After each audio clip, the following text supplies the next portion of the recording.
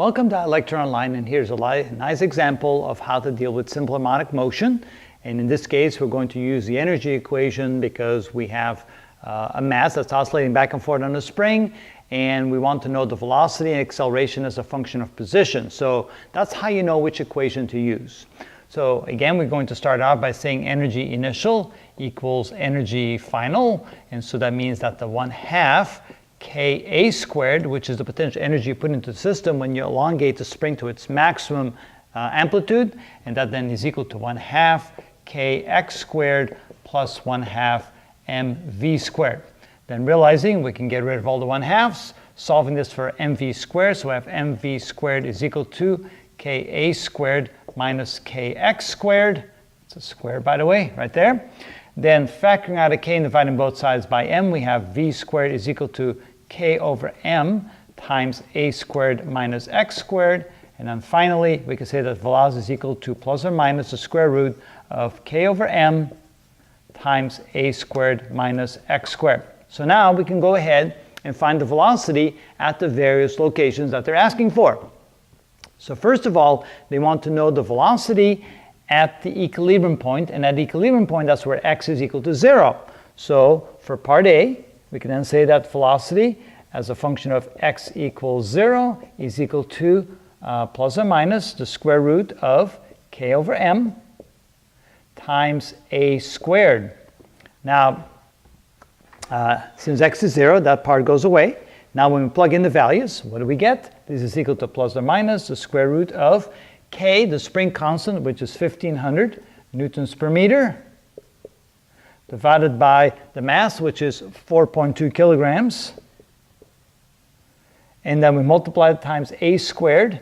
And so a squared would be 10 centimeters. Of course, centimeters has to be converted to meters. So that's 0.1 meters squared. And when we get the answer of that, let's see, I have my calculator in my back pocket. Let's see, so we have 1500 times 0.01, 0.1 squared is 0.01, divided by 4.2, and then we take the square root of that, and we get 1.89 meters per second, plus or minus 1.89 meters per second. Now, notice it's plus or minus because the object could be moving upward or it could be moving downward, so either one would be correct. So that's the answer for part A. What about part B? What is the velocity at x equal 10 centimeters? Now, of course, logic says when the object is at the maximum elongation of the oscillation, then the velocity should be 0. And we can quickly check that. If x is equal to 10 centimeters and a is equal to 10 centimeters, well, 10 squared minus 10 squared is 0. 0 is equal to the velocity. So we can say for part B that velocity when x is equal to 0.10 meters is equal to 0. How about part C? Now we want to find the velocity when x is 5 centimeters. So that's the halfway point between the equilibrium point and the maximum displacement. All right, let's try that. C, velocity when x equals 5 centimeters is equal to, and of course we have our equation right here, this one right there, is equal to the plus or minus the square root of k over m times a squared minus, and of course x would be 0.05 meters squared, like so. Plug in all the other values, so this is equal to plus or minus the square root of k, which is 1500 newtons per meter, divided by m, which is 4.2 kilograms. Then we multiply that times a squared, which is 0.1 meters squared minus 0.05 meters squared. And that should give us the velocity 5 centimeters away from the equilibrium point. So that should be less than the velocity we have over here at the equilibrium point. All right, so let's try that. So we have 0.01 minus 0.05 squared equals, we multiply that times 1500, divide by 4.2, and take the square root, and we get 1.64 meters per second. So this is equal to plus or minus 1.64 meters per second when x equals 5 centimeters. And indeed, it's less than what it would be at the equilibrium point. Finally, they want us to find the acceleration at that very same location.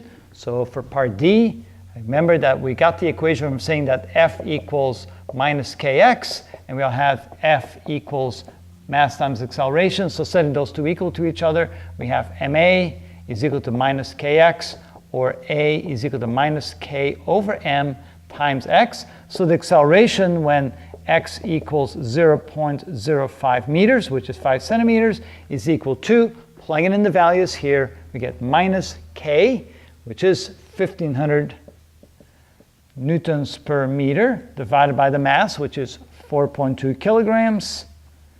And then we multiply that times the position, 0.05 meters, and let's see what we get. So we have 1,500 times 0.05, and divide that by 4.2, and we get acceleration of 17.9, and that would be minus 17.9 meters per second squared. Now, let's think about that for a moment. If the object is 5 centimeters away from the equilibrium point, and that would be above the equilibrium point, so let's say it's right here,